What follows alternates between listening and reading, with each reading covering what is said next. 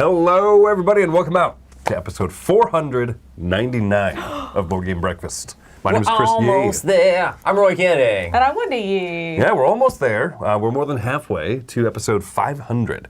So next More than week, halfway, I think. Are we talking about through this episode? Or? Yes, we're halfway through the episode, so get your piece in, say it quick. All right, we have a couple seconds, and then I'm going to hit the end credits. Done. Finished. So let's see, a few things that we want to mention administratively. First of all, Dice Tower East. You ever heard of it? It's a convention. You can come play board games. It's getting close to being sold out. There's only 200-ish tickets left. So. And you can hang out with Chris there. You can. And yeah. or Wendy. Ooh, I want to get tickets so I can hang out with Chris. Yeah, there's only That's the only chance you're going to 199 be able to see him. It might be. 199 You don't tickets know. left. You don't know my life, Roy. Do you have a ticket, Wendy? Mike no, Heller, ticket. thank you for sharing the link to that, dicetowereast.com, there in the chat. So yeah, Dice Tower East, we'd love to see you there in July in Orlando. Now, and we're talking about episode 500 coming up next week, but this week, there's a different kind of 100 thing going on. Roy, tell us about it. The top 100. We're doing our top 100 games of all time. Me and Wendy and Jason are going to be in a group. And then Chris, Camilla, and Joey are going to be in a group. So we're mixing it up here. But you're going to have so many top 100, you're not going to know what to do with yourself. There's going to be multiple that happen this week. So Tuesday at 1. Tuesday at 1 for your group. And then Wednesday at 1 for our group. We get to do 20 before they get to do any. Boom. And then your group is doing Thursday. Thursday morning, so instead of Smorgasbord, there will be a top 100 at 10 a.m. I think it's 10 a.m.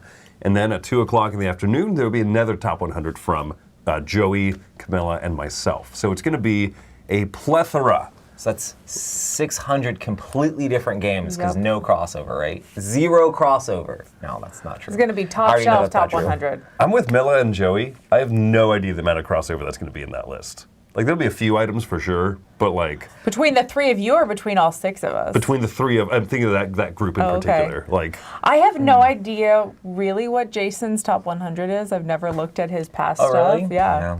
I know So what that's his also favorite surprise games for are, me. but he also says every game is awesome. So that's also a thing. it's been a while since Jason's done a top 100, but he's done several on the channel. So I know people have been excited to see him doing something again, and so Yeah. y'all get to hang out with Jason. Jason's cool. Whatever. Are you dying? He's dying.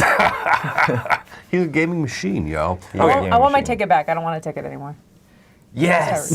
Oh, wait. All right. Few other things will be coming out and everything, but I think it's time that we just get started with this episode's eye catchers. Eye catchers.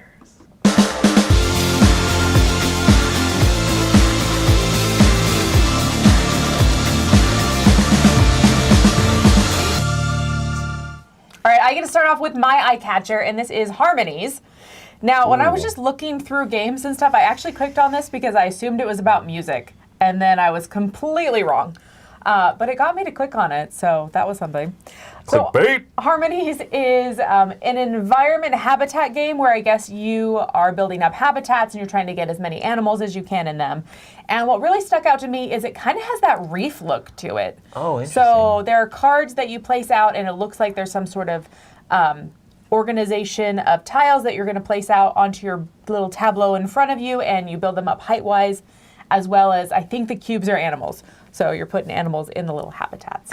So because I really enjoy reef, and this looks less like Legos and whatever duplex blocks or whatever, so I'm hoping that this will pull some of those things I liked about reef, and then make it a game that maybe just gets a little bit bigger and gets a little more buzz because it fits that very trendy environmental theme right now. I want to say that with every game with cubes in it. I think the cubes are animals. Yeah, absolutely. They are in Terraforming Mars. The cubes are animals. They're also microbes, and they're also Microbes are animals, resources. right? They're also and in Kalis, the pink cubes are food. yes. also animals. Also animals. Yeah, that's true. That's true. Sorry. I was Sorry, always thrown vegetarians. off by that. And so someone said, yeah, no, my group has decided that the Kalis pink food cubes are ham, just like cubed ham. I'm like, you know what? That works. Make a salad. Yeah, in a guess can. so.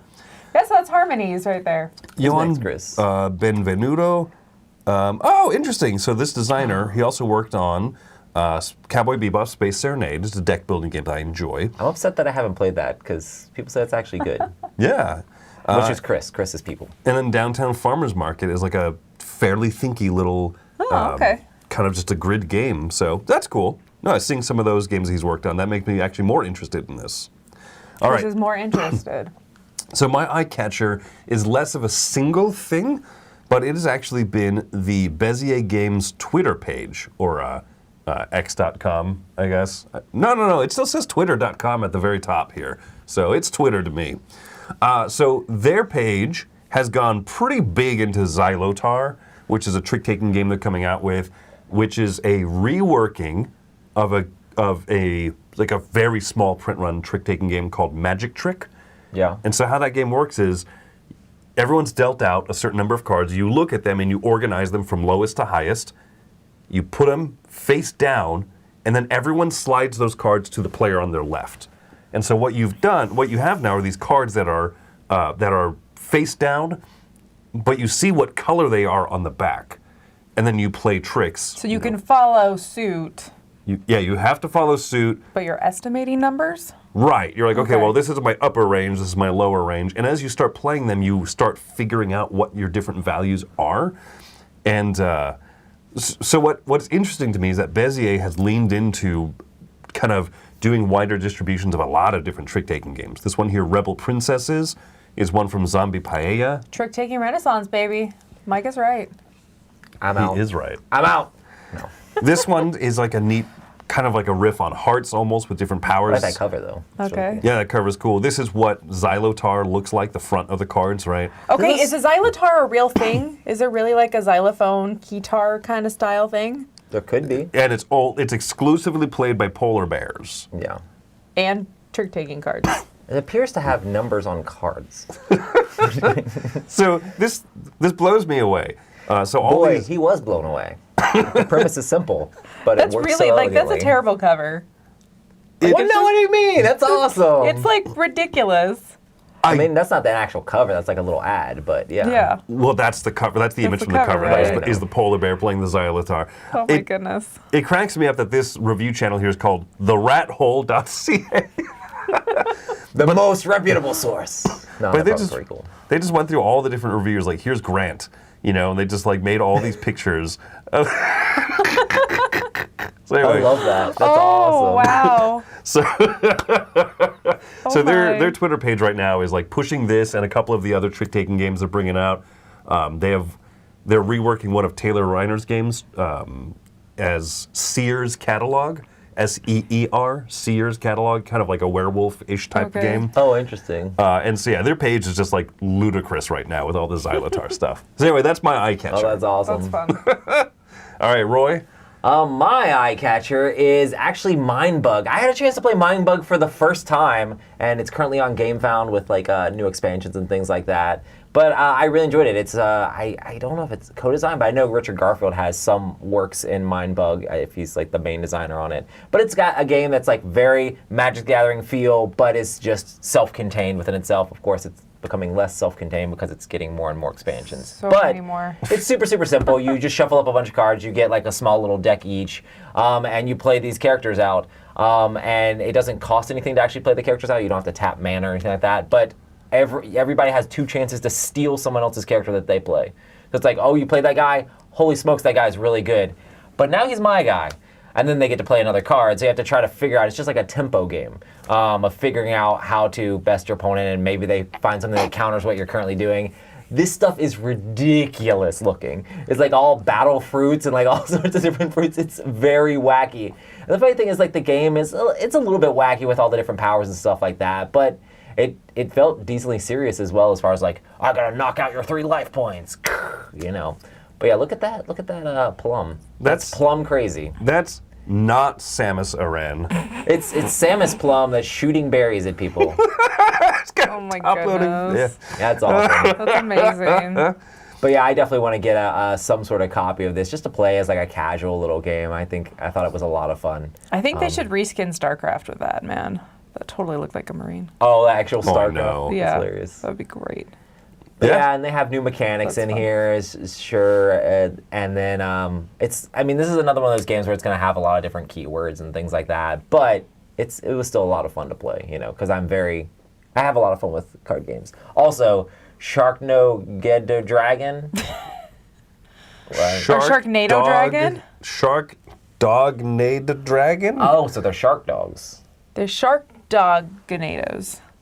That's Maybe what they Shark have Dog colors. is already in the game. My brain hurts. Maybe. I love it. Shark Dog. It's wacky, but it was a Shark fun Dog. game. So, but yeah, that is my eye catcher. I would say that this game feels like a microcosm of Magic the Gathering. Yeah. But it has a very different feel to it. It's interesting and it's unique, and I'm pretty impressed. Yeah, you would Really? say that, Chris. You're also- You would say that. You're would say also the vassal, apparently. Yeah. Where's Who? your hat? Where's your hat? I'm just going to change this quote on the page right here. Here's your hat. Does it let you like edit their game vamping? That'd be an amazingly flawed system. Awesome, guys. Well, let's get to some contributors.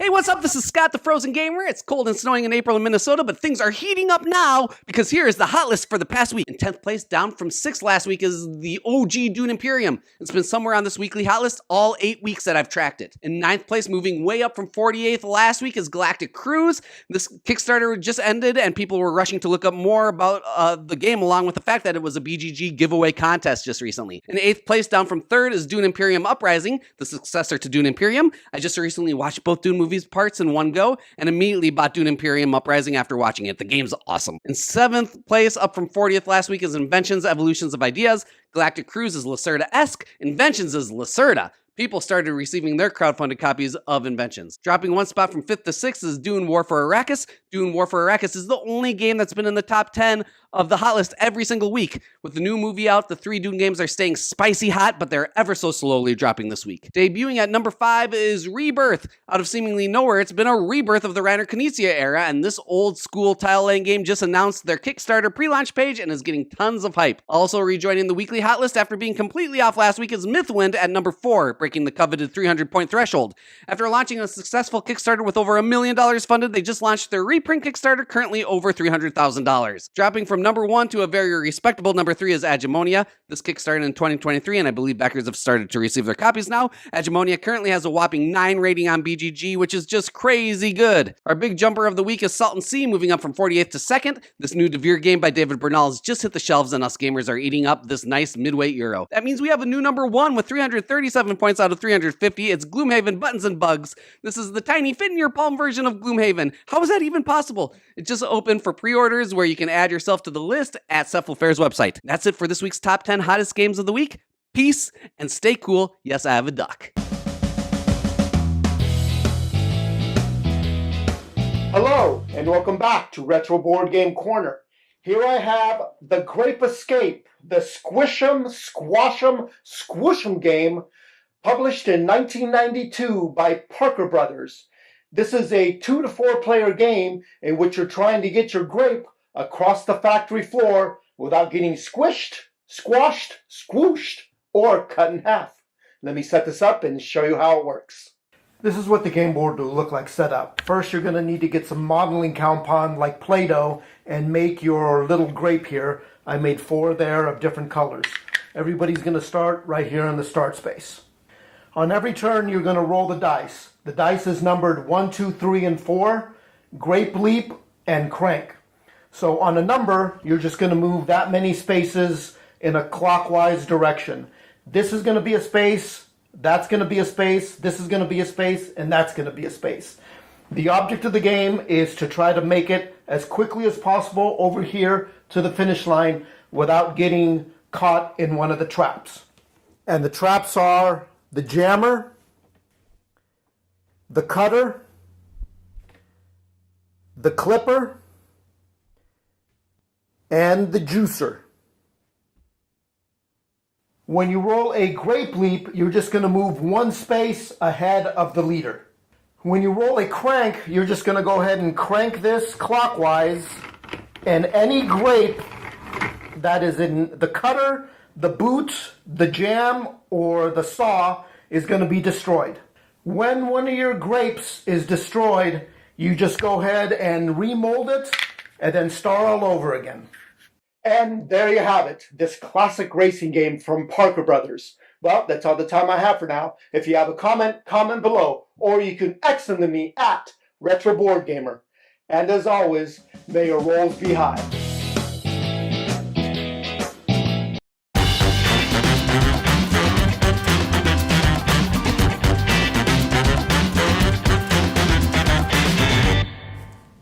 All right, so we have another top 10 for you guys today, and today our top 10 is fun things to build in game, or in games, plural. I'm building a house this weekend.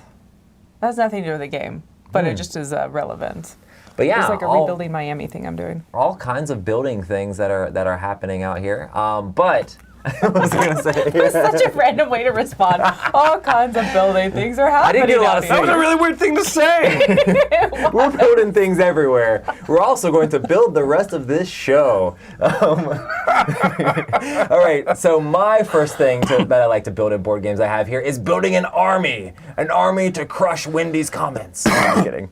But yeah, so in Battle Lore, you get to point by your army. You get to pick which things you want to do. There's a ton of different games where you get to build up your army as games go along, like Axis and Allies and things like that. Nexus Ops, we just had that Nexus Ops, great is replay super of that. fun. I love being able to choose which units I'm going to do. It's like, oh, this unit is good at this, but it specializes in this, but it won't be as good against that thing. And having the different ones with all sorts of different powers is really fun for me. Being able to like math that stuff out is just fun. So building an army in a board game is a whole bunch of fun. This also works for armadas as well. All that sounds like anxiety to me. What? Oh man. All of it. Oh, Everything about this. There's Everything some- about this slide. There's some great comments already in the live chat. So yeah, go ahead and share what you love building up in games, and one of them will be picked as the number yes, one. yes. Oh, for sure. Wendy, number 9. Number 9. I love building money and resource engines. I love all the money. I love all the resources. No, there's that feeling of like you start a game and it's tight and you're like, I'm never going to be able to get anywhere with this. I'm not going to be able to ever buy anything or build anything or make anything. And then somehow these designers are amazing and they've made it so that you build up this awesome engine of resources and money and you just feel rich at the end. You're like, I can do everything. Oh, the game ended. Like, I just love that feeling and that process and that growth. And there's so many cool ways that it's done. You've got Terraforming Mars, which is in this picture. You've got like Terra Mystica style where you pull the pieces, or Clans of Caledonia style where you like pull the pieces off and you get those resources as you put them out on the board and like unlock stuff. Like, there's just so many cool different ways. You know, you got your stocks and you get dividends, or you know, I mean, all of that. I love all of it. Absolutely all of it. And then you take that money and resources and you build the army. No! Yes, that's what I love. All right, number 8, my industrial complex. This pictured here, Brass Birmingham. I love when things are built up and they're intertwined. Like, this is what makes this game so good, is it's not just I'm building up stuff, but also as Roy builds up a cotton mill, I'm like, oh, that's interesting. Well, if I do this, then maybe I can kind of benefit from the fact, hey, you need some of this beer to make the contract to sell your cotton. So what if I produce some beer here, connect it to your network, and then you can use mine, you know, scratch each other's back a little bit here. I really like when there's not just something kind of built up that is like gives me more stuff, but when it's that kind of interactive, like whole industrial complex. All right, number 7, Roy. So I like to build a deck in games. I know people in our chat already said this, but there's so many fun deck building games. There's so many like different versions of this sort of thing. But being able to build a deck that kind of like grows and just becomes better and better as the game goes along, trying to pick the right cards to kind of like make it all synergize together is a lot of fun. And just seeing that come to fruition. It kind of goes in line with engine building, but also at the same time it's just straight up out of cards. So. I think it's so cool. Deck building is such a quick way to see how that engine can change. Yeah, for sure. In so many games, like you're like, this is a specific engine, but this one you're literally like deciding on what your own engine is going to be as you're making it. So that's cool. It's like the people who say things like, a pizza is a real-time pie chart of how much pizza is left. Yep. People say that all the time, especially Chris. Yeah, exactly. That made sense. All right, number 6, Wendy. All right, my number 6 is routes. I really enjoyed, kind of how you mentioned industrial complex, that idea of connecting with each other. So I am one of those people that is all for like a solitaire, you know, multiplayer solitaire game. I'm all for that. But there's something that's a lot of fun about building routes, especially when everyone else is building around you. And you have that worry and that concern of like, oh, are they going to take my space? Am I going to cut them off? And so I just really enjoy route building. I enjoy those connections. I enjoy trains. I enjoy all that jazz. Yeah, no, routes is really good, especially when it's like Ticket to Ride is more like cutting off other people's routes. But then there's games like Transamerica where you can kind of benefit off of people's routes. Yeah. Yes. Like, so yeah, there's multiple ways to go about it too. Or you have routes that you're building with other people, but then you're trying to move stuff on it. And yeah, there's just so many different ways that route building is involved in things, and I love it. All right, number 5, I love building up personal player powers. I love games that give you player powers, but I love that when you can kind of unlock them and then you become more distinct from other players over time. Yes. Golem, one of my favorite games, has this cool thing where you like flip over different components of your golem that you're building, and you're like, now my guy can move faster because I built the legs. As dorky as that is. Now my golem has extra combat. I mean, wait. I love it. All right, number 4. I mean, the golem is the coolest part of building up there. The other ones are tracks. The Bachelor Also, has the golems, tracks are so- really cool. All right, Okay. Roy, number 4. Spaceships! I really enjoy building up spaceships. I love building up spaceships in Zaya and different things like that. Doing it in Eclipse and stuff like that. Being able to build your ship and put all these different parts on it to try to make it do what you want. And one of my favorite things in Zaya is just like, oh, I got a bigger ship now. I have more space to build up more stuff on my ship. You know, it's just fun to figure out how do you want to tech out your ship and like make it do what you want to do. What is that game where you build a ship real time and then it destroys you? Galaxy Trucker. Oh, Galaxy Galaxy Trucker. Trucker. I love Galaxy Trucker also. Roy is a machine at that. Yes. I would say half the people in the in the office will be like, that game's just random. Then other people will play and be like, Roy's one of those people that plays and goes, mm-mm. it's not random. Tag no. Yeah, no, building up the like actually getting the upgrades and stuff on Zaya is like one of the coolest really parts of that fun. game. Yeah. All right, Yeah, number that's 3. cool. Okay, number 3. Mine is, I can't even read it. The camera's in the way. Oh, Tableaus yeah, and tableau puzzles. puzzles. No, I say that like it's like my downgrade. No, I really do enjoy just building up a tableau in front of me, and I especially love it when I'm trying to fit pieces together in spaces and trying to make it all fit perfectly. It is funny that the Feast for Odin has like the coins that you can fit in the little pieces, and then my picture of Patchwork has eyeballs, and the eyeballs look like coins, but they don't have the same effect. But I just really love, just trying to figure out how stuff goes together in the most efficient ways so that I can grow and fill in spaces. I really enjoy that. I just learned today that coins and eyeballs are different, Roy. This explains all the strange looks I get at the bank when I make a deposit. For some reason I have like, what is it? What is the culture when someone dies, you put the coins on their eyes? I don't know.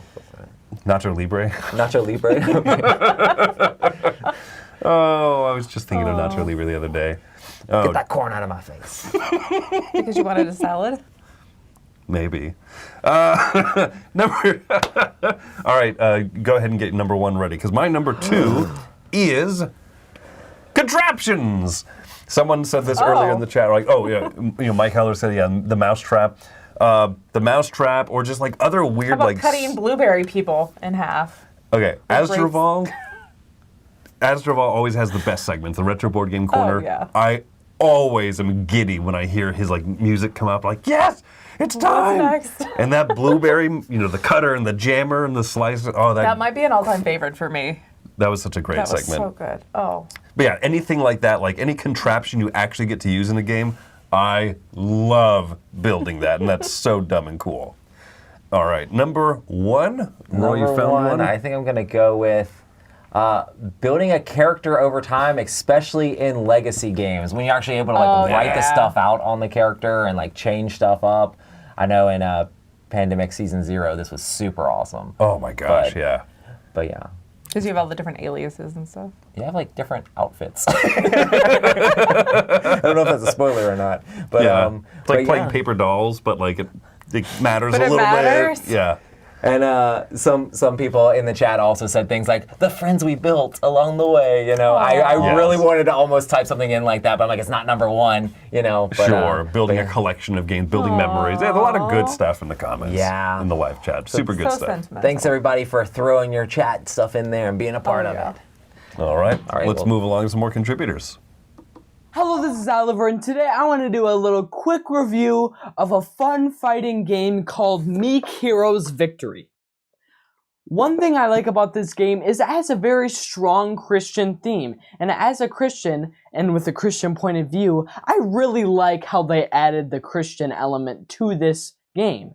Like they put Bible verses on cards without descriptions, and they added little like hints to Bible verses, like fasting or the coat of many colors, which I thought was a really creative and fun way to add that Christian aspect, with also being a fighting game. Another thing I like is the action selection of this game. It's very limited, so you're not like managing a million things, which for a lot of complicated strategy games that does happen. So all you're doing is picking from one of the 4 resource types, or you're fighting the boss, which is super simple. And I also like how it's this little triangular effect, like one thing, then another thing. Like first you grab resources, then you buy cards, then that eventually leads to you defeating a boss later on, which I love that type of game. Like Foundation Jerome does the same thing. And I really like this game called Minecraft Builders and Biomes, and there's this fighting system in the game where you're drawing out cards and trying to defeat the bosses. And I never had I didn't have appreciation for that fighting style as much as I do now. Like I never thought I did. But I was like, when I played this game, I was like, Minecraft Builders and Biomes. And I like this game for similar reasons. I like Minecraft Builders and Biomes because of that fighting system. And alright, that is my take on Meek Heroes Victory. Have a great breakfast. Bye.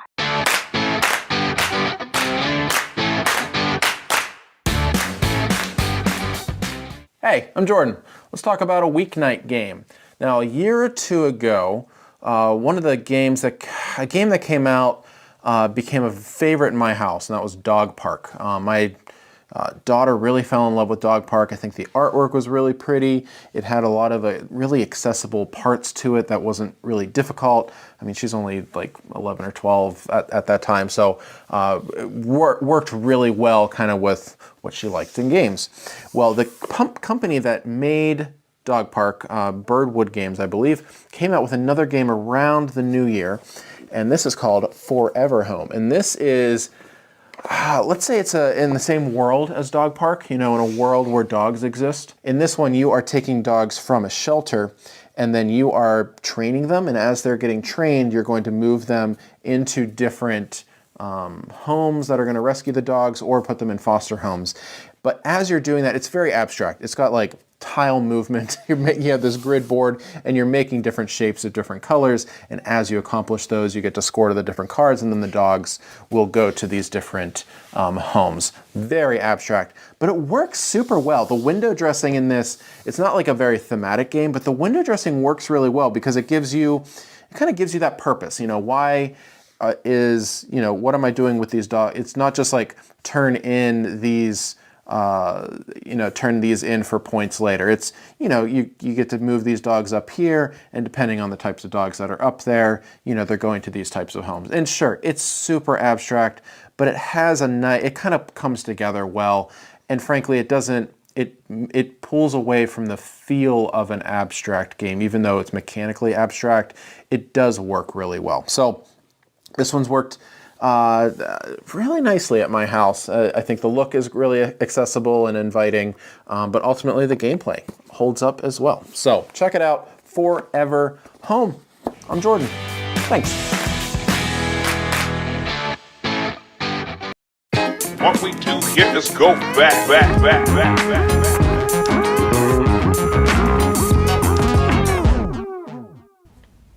All right, a game that we played during the marathon, during one of the late night hours. I introduced Roy to a game that I wasn't sure if he was going to like or not. It's called Manhattan. This is designed by Andreas Seyfarth, more popularly known for designing Puerto Rico. It's got buildings. It's got buildings. It's a little bit of like kind of an area control. Buildings on buildings. Buildings on buildings. That's how skyscrapers are built. Stacks on stacks. Someone's like, I built a 5-story building, and someone's like, what if it was 12? And now I own the whole building. The whole building. And I get the point. So yeah, abstracted, but it's a little bit, you play cards out and allows you to put out one of your building pieces into the bottom left space or the middle right space, and it kind of depends on your orientation towards the board. You want to try and be the top piece on more buildings than other players, basically, or be on the tallest building. This is one that I absolutely adore. You can see my rating, there's a 9. Now, I am very suspect that, well, I know that your rating is much, much lower than mine, and I haven't really heard Roy's thoughts. So I'm curious to hear what y'all think about Manhattan. I mean, I haven't played this in ages. There's like a see-through version, right? Those aren't even translucent. How can you even play that game?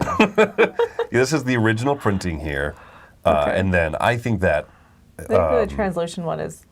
Wow, I can't say it. Transcontinental one is prettier. It's prettier. It's a little bit harder to read. Read the building story, how many stories tall each thing is, but I really do like the way it looks. This is one of those games that I wonder if I tried it again, if I would like a little bit more than I did the first time I played it years and years and years ago. There we go. Bright and happy. That's a nice render of it right there. Yay. I wonder if I would enjoy it more, but it is just very abstract in the sense of like, you're just going for a bunch of different types of area control, and it just depends on what card you get. I don't know. I didn't love it. I did not love it. How do you feel about it, Roy? We played a 3-player game. It's and such a tall freaking building. Is that legal? We played a 3-player game, and it was pretty funny because like whoever was in the lead, I did like the fact that whoever was in the lead, we were kind of gunning for them a little bit, Right. Even though like I was being gunned for a lot. I was like, ah! But it was fun. It was fun to still try to manipulate that and try to figure out how to like, even though they're trying to like wreck me over here, it's like, well, now I'm gonna focus over here. It's like, okay, and I'm saving this last card, and now I'm the top on this one, and I have this area. It's very abstract. I mean, it's cute. I mean, I wouldn't like down on the game a bunch. I mean, but it wouldn't also be a 9 for me because that's crazy high. But yeah, I enjoyed it. It was fun. This is wildly high for me. One of the things I enjoy... Chris is crazy high. Yeah. Like that tower right there. Bazinga! Bazinga. It's got very few rules. Play a card, put a building piece out, and then there's 3 scoring conditions you can see right there in the corner of the board, right? Whoever controls the tallest building gets 3 points. Yep. If you control majority of one of these little 3x3 boroughs, that's 2 points, and then 1 point for every building. So it's cool because as you're gunning for people, you're kind of gunning for the leader a little bit. You might be trying to stop them from getting the tallest tower. And then you realize, I've invested way too much into this one tower, and then they spread onto a lot of different buildings. So the game has a lot of avenues of scoring for the fact there's so few rules. And so I just utterly charmed by this one. I think it's fantastic. I do think it's really clever that the cards that you play are based on your orientation instead of like a true north kind of thing. And so the cards that I draw, if you drew them, they would affect you differently.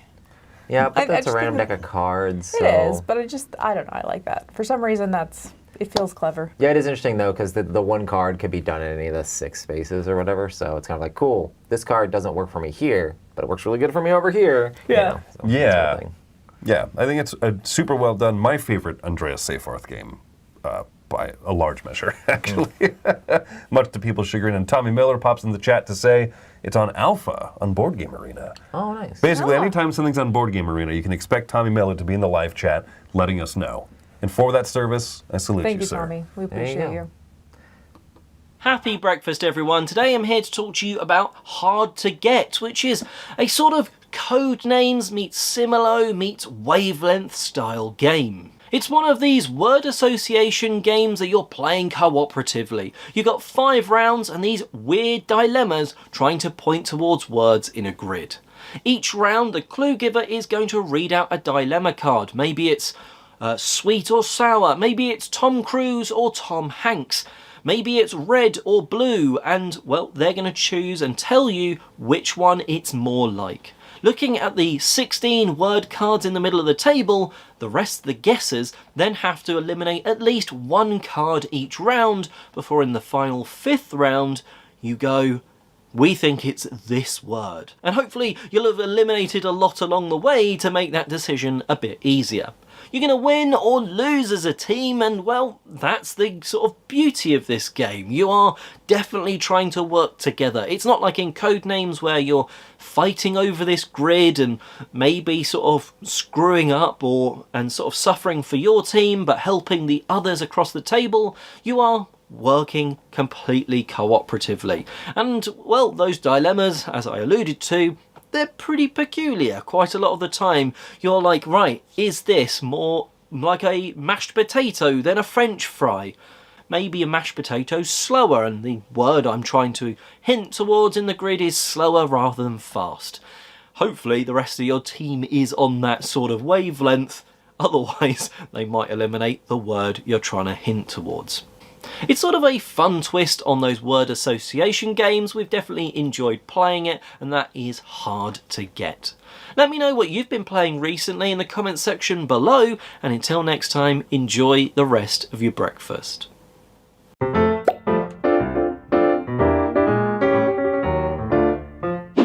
Hi, it's Tarrant. And Stella from Maple University. And today we have Darwin's Journey. Yes, this is a worker placement Euro from last year. Very points salad. So it's quite interesting, right? We've got, it's very clever. Workers that you have to upgrade with seals to have certain combinations so that they can go and take other actions. So many things that you want to do. I cannot figure out how to beat Tarrant yet. Let me know if you have any tips. There are so many things, like you can sail the ships, you can go exploring the island once you sail the ships further enough, you can collect specimens, but they're all kind of like interlocking and comboing each other in a way. The first few turns, everything is so expensive, everything is so hard to do. Where you get the money from, right? But you know, hey, that's the type of game that is. You just have to manage things. Yeah, yeah, it does have a little bit of that tight feel and that competitive worker placement feel. It's not always competitive worker placement spots, but I think what probably for me is cleverest about this game is the way it uses lenses to bring stronger actions into the game. Because it costs you a lot of money to bring a new action into the game, but when you do it, you're allowed to take that action without having the seals you would normally need to take that action, because that usually takes a couple rounds longer to get. So I think that's a really clever mechanism for bringing stronger actions into the game quickly. That is true, and I feel like 2 players is tighter than 4 players, to be honest. Well, they have like a mechanic that limits certain things for 2 players, but like money, hang on, where can I get the money? Money's tight. Money's tight, and that's Darwin's Journey. Have you played it? Let us know. And thanks for watching. Have a great day. Bye.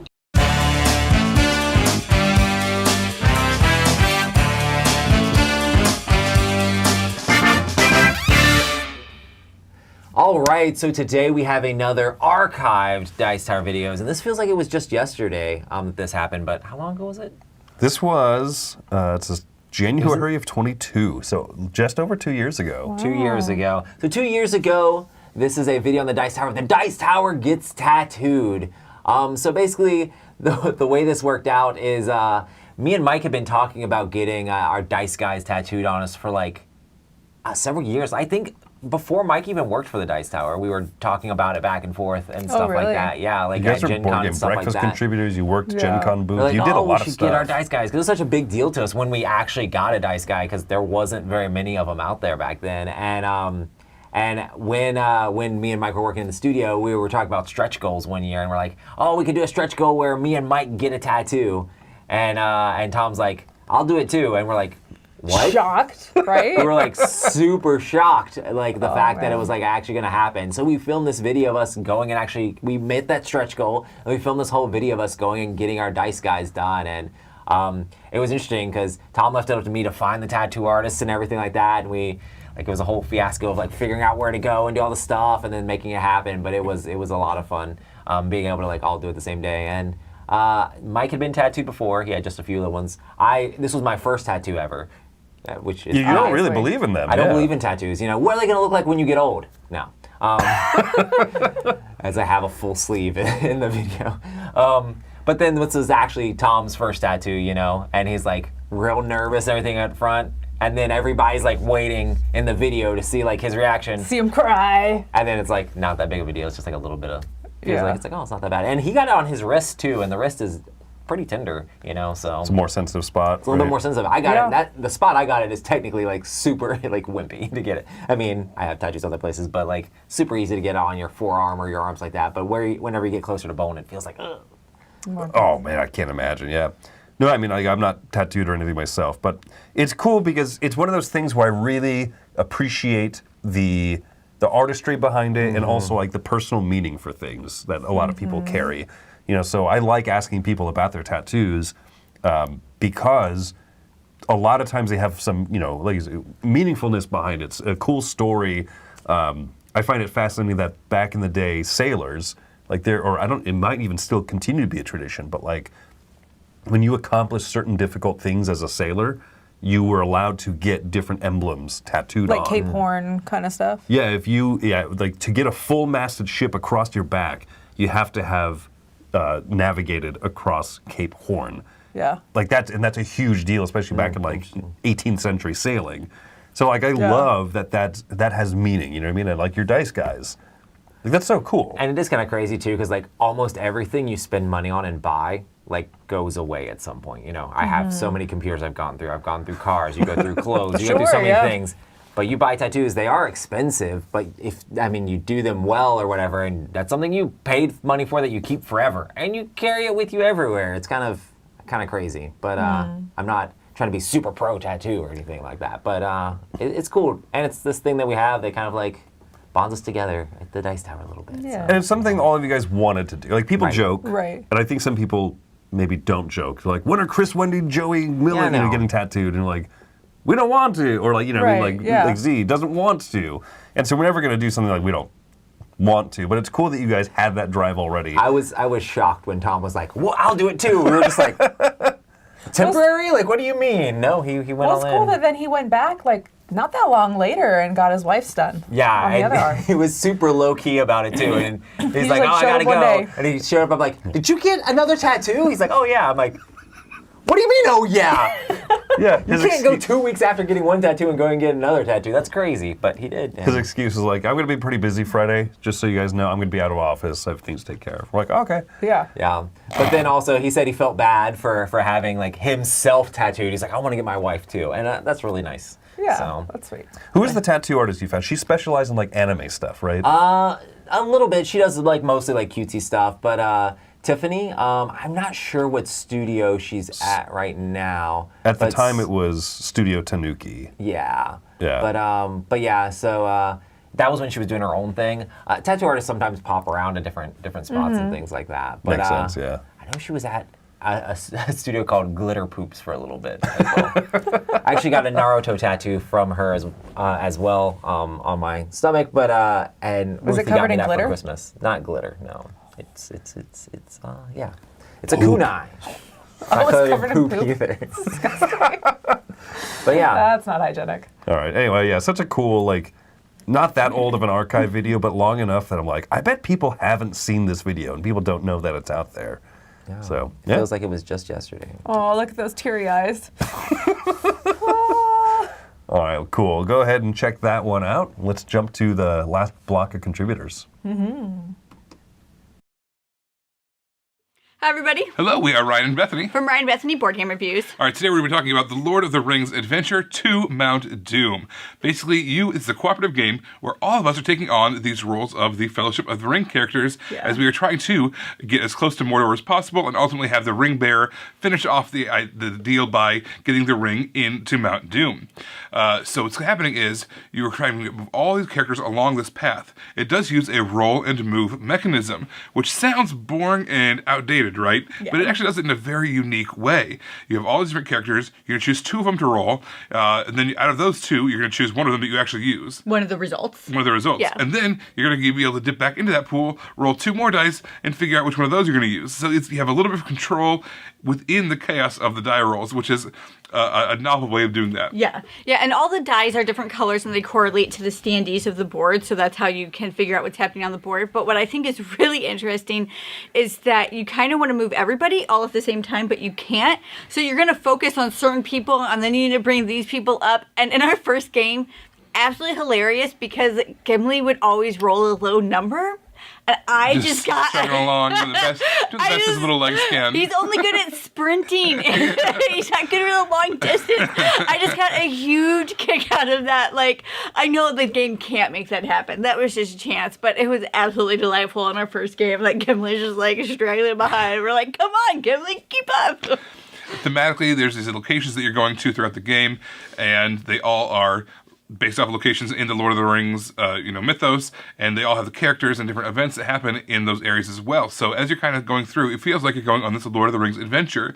There's almost this narrative, this story that's happening. It's almost like you're going on an adventure to Mount Doom. Yeah. So I think thematically they did a great job tying all that together, keeping it in the Lord of the Rings realm. Yeah. Well, everybody, if you want to hear more from us, make sure to find us on YouTube. We are Ryan and Bethany at Board Game Reviews. Everybody, this is Ryan. I'm Bethany. Hoping you have a happy, healthy breakfast. Bye guys. This is a segment where we take a look at a board game based on an IP, and I tell you if the IP and the mechanisms match. Today we're looking at Disney's Princess Present Party. On your turn, you're going to spin the spinner, and if it falls in this box, for example, I'm going to draw 3 tiles from the bag. So let's say I drew something like this. Because the number has 3 on it, it would go here in front of my character. If it has a bow tie, I have to give that many presents to somebody else. So I don't want to give away a bell one because that goes with her. So I have to give away 2. Maybe I'll give away these 2. If they don't apply to her, I want to make sure I keep the bell one. If it's right here, when you have this little line here, it tells you you'll be trading with them. So if you're in a situation where somebody has something that you need, let me give you an example here. Let's say I had these 2 Cinderella ones. Maybe we could make this exchange so Cinderella get 2 of the 6 of what she is requiring. The game continues until the bag is empty and we have pulled all of the tiles out of the bag. At that point, everybody can make one more gift or trade if they want to.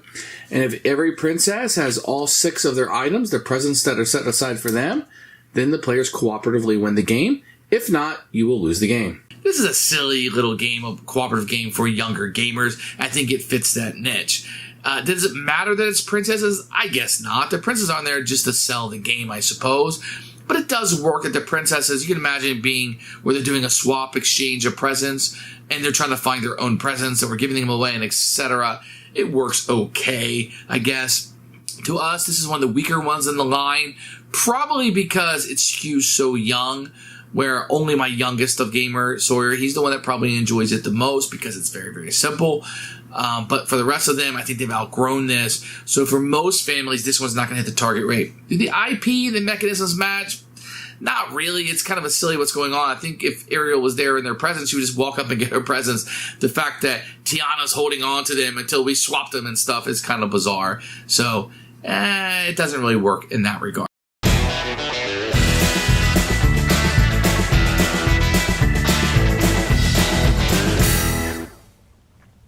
Man, I'm really disappointed the theme and the mechanisms didn't match. I was really rooting for that one. You're really hoping to get princesses presents Or at the party? hoping to get presents from princesses. I was hoping to swap. I Be thought like, I was your princess. and we're going to swap presents this year. This is my present for you. It's nothing. Boom! I also got you the same thing. The gift of the Magi! All right, anyway, let's go to our mailbag here before things get out of hand. And my pick this week is... It's not Favorite Game Friday. We have this letter to read. Oh, okay. Well, in that case, I'm Evan. I'm Grayson, and the question is, how has your game taste evolved over time, and what has brought about those changes? Well, that's an interesting question. In my teen years, and the early days of Magic the Gathering, I was super obsessed with trading card games. And then I kind of burned out on them and kind of just went away from gaming in general. And then, maybe 12 or so years ago, I got back into it with a game called Marvel Legendary, which is, it's a card game, but not quite a trading card game.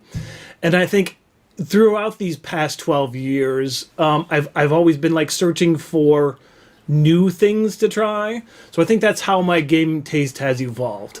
I think gaming is kind of like riding a bike. First, you're on training wheels and you're really wobbly, and then after a while, you're doing flips on ramps, right? Is that how that works?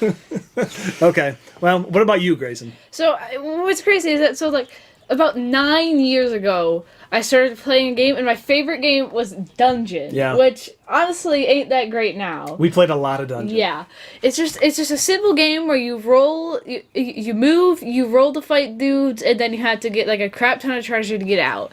But now, after a lot of time, because I'm a much different person from in 9 years. Yes, absolutely. Which is most of my life at this point. Mm-hmm.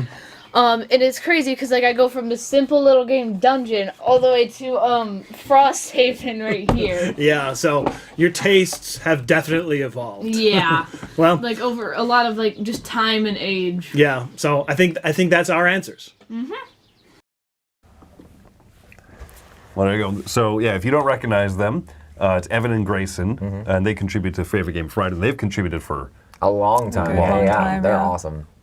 Yeah. It's always cool too to see. I love it when like families do Favorite Game Friday, and then they've done it for like a long time, and you get to see like the families grow up, and we've quite literally seen their taste evolve on Favorite Game Friday. Yeah. Right. So. I mean, talking about from like going from Dungeon to Frosthaven that's a hilarious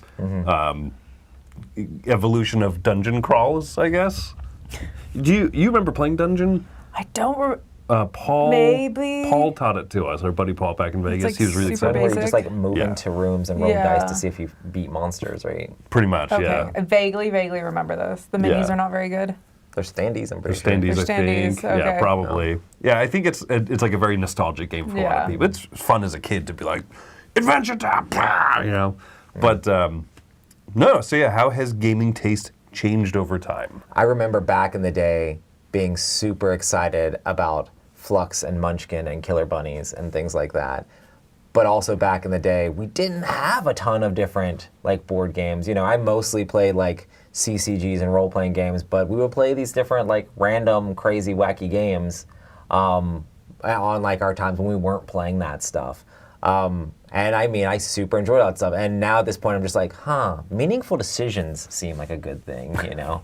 I remember really wanting to like Munchkin. Right. And like really trying to like it and never really. Like being never really excited digging it. about seeing a new Munchkin expansion is Yeah. crazy to me. Like the fact of like, oh yeah. They're still making them. And I remember playing a game of Flux and being so, like, thinking it was hilarious that the game was over before someone even had a turn. Like, we were playing a big multiplayer game of Flux, and like one person started, and then someone reversed the turn order, and then someone had won the game before this person even ever got a turn in the game. And I thought that was great and hilarious.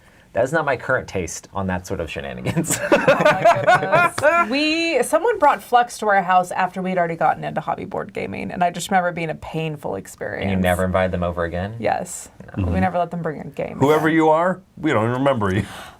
Flux is fine if it would end. Sometimes it just never ends. It just never ends, right? Or it ends before it's your turn. Exactly. I think for me, I've been able to pinpoint my taste because they've obviously changed and they've progressed, and gaming has just gotten easier in general. The more rules you know, the easier it is to be able to adapt those to other games and be able to see the connections.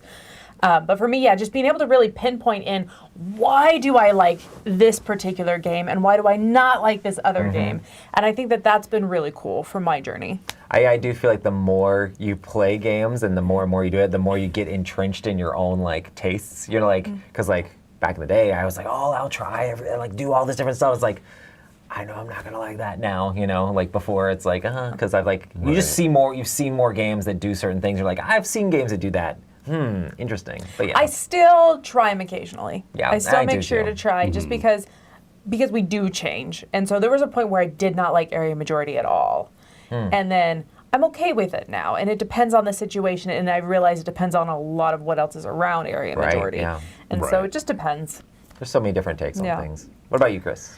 I remember one of my strongest memories of when I felt my tastes and my like abilities as a gamer change was the first time that we tried to play Tzolk'in, the Mayan calendar. It was a disaster. We did terrible. You know, it looked like such a cool game. I remember watching the Rahdo run-through video, and he's explaining, he's holding the camera. Well, if you would have played like Jin, you know, you would have been. If Jin had done this. So like, you know, we're trying this thing, like the gears, and putting out this worker placement game that has this like timing element to it. Sounded so cool. And we played it back to back. We played it twice at our board game cafe, and we just didn't like it. Like, this is too hard, it's too tight.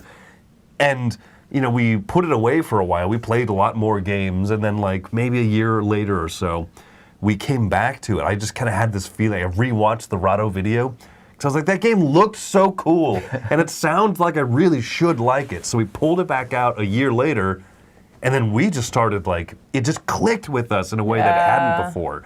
And so that was kind of this moment where I realized, like, oh, as we've played more games, I like games that have a little more crunch to them, a little more heft. And so sometimes, you know, and you wax and you wane. Sometimes I want to, like, play a bunch of big, meaty things. I want to play Vladimir Suki games and Vital Lacerda games. And then other times I'm like, I just want to play a bunch of dorky little card games and things like that. You know what I mean? Things like Manhattan. Yeah. You know what I mean? And when you look at my top 100 list, it is such a ridiculous mishmash of like stupid little dice chucking, push your luck games, and then like Lacerda games, you know? I think it's easier for me on my end for the really bigger, heavier games to stick out and to be feel unique. Whereas those little games, I think they stick around because for some reason we ended up with a copy of it and we ended up playing it a bunch. There's like tons of them out there, but there will be those ones that like, man, we just played this a ton, so it ends up sticking out. It's like Marshmallow Test is one that like it's not in print, but it's one that Chris and I talk about often because that happened to be one that kind of stuck with our family. There's so many out there that just haven't. That's cool. Yeah. But I don't know. And it's funny because my tastes have both gone kind of heavier and lighter. We're like, over time, I'm like, oh, like a weird, goofy, silly little trick-taking game. This thing is literally 12 cards. I love it. And then I'm like, oh, like big old, like McNasty, tons of huge engine-building Euro game. Like, I love it. So. Yeah, I mean, my tastes have evolved like even faster. I used to always be like, I want to play big, long, epic games. I want people to come over for the game day and we're going to sit down and play this game forever. And now playing to 14 points in Twilight Imperium seems crazy to me. I'll still play to 10, and I love Twilight Imperium, but like, holy smokes, make it longer on purpose? You know, that seems crazy. But yeah, that's fun. Nice. All right, well, there you go. That's so thank you again, Evan and Grayson, for the fantastic mailbag. Thanks for being our mail carriers. 2 weeks from now, it's episode 500 of Board Game Breakfast. We're going to do something a little bit special. So if you're a contributor and you want us to send in a segment that's a little bit more focused towards it, please go ahead and do that. And email us and let us know. Yeah, for sure. If every contributor does it, we won't have time to fit it all in. So yeah, please go ahead and email chris@dicetower.com. Let us know. And then also, reach out because we're doing a little special thing as well. But remember, folks. Top 100s tomorrow. Top 100 starting tomorrow. Dice Tower East registration, Dice Tower Cruise registration. There's a lot of great stuff going on. If you want to see more, click in the links below in the description. There's a link to something called Linktree, which you click on that, it takes you to a small little website that has links to all of our conventions. Stuff. The website, it's just merch. If you merch DTV store. audio, right, and all that jazz. Yeah, if you want to know what Dice Tower does in different places, click that little link tree and go check that out. All right, folks, thanks so much for another fantastic Board Game Breakfast. My name is Chris Yee. I'm Roy Canning. And I'm Wendy Yee. Have fun gaming.